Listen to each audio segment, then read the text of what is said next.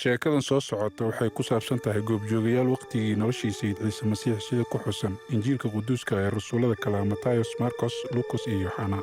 sida ay u soo warisay maryantii reer magdala taas oo qoraalladu ay ku tilmaameen inay ahayd xertii ciise masiix